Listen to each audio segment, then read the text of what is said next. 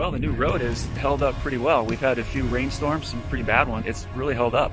No puddles, and it's hardened up pretty good. And we were running some trucks over it and compacting it down, and it's holding up well. I'm pretty happy with it. So the red dirt pad's been put in. I think it was about 35 trucks they estimated of red dirt, red rock, clay to put down to level this up to grade, compact it down with the bulldozer.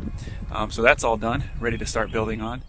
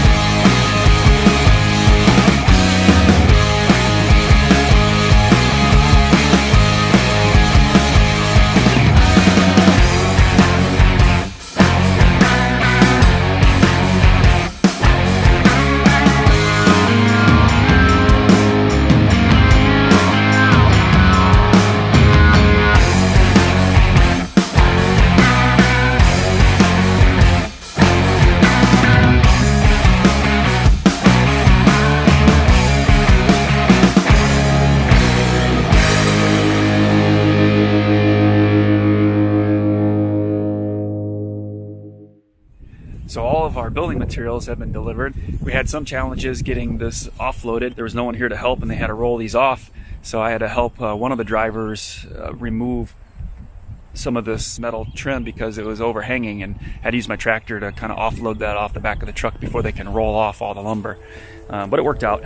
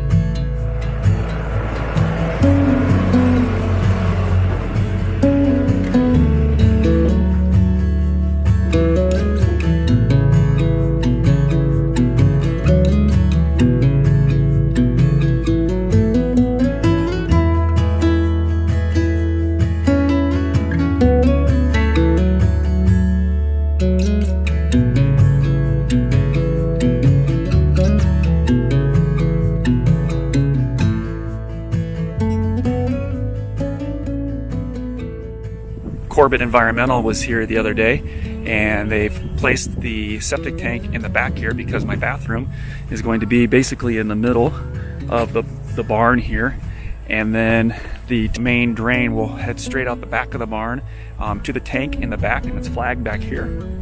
There's some orange flags back here. So I'll put the tank in the back, and then they're going to run the main pipe out to a drain field. And they've got the flags on the drain field. Lines will run straight out that way. And then there's 2 pits that they dug here.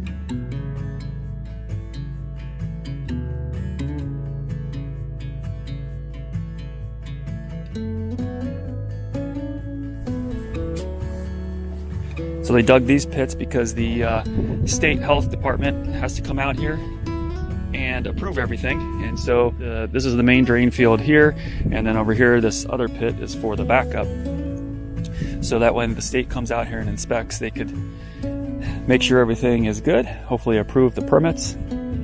Our water runs across the property over here, the neighbor's property easement, and there is a frost-free hydrant right over here. The utility easement runs between those trees there, across with the meters over there, to this frost-free hydrant right here. So that's where it's terminated on my property line. So I'm gonna have to have the plumber run a water main along the fence line, up behind the septic, far enough away according to code, and then up to the red dirt pad that's up there, where the barn's gonna be. For our power, there's a power pole over there, right there. And the power line's gonna run across the property, the neighbor's property, diagonally, then over my fence, over the fence. Right over to here, there's a stake in the ground where Ozark Electric marked the location with GPS coordinates on where they need to put the pole in. So the electric pole is going to go right here. You can see that stake right there. So the electric pole will go there, and then within 5 feet or so, I think it was 5 feet, we'll have our 400 amp service. They're going to put in a dual meter, 200 amps each, at least the box, and then electric company will put the 1 meter, 200 amp meter on one side for the barn. And then I'm going to worry about the other meter to the house later.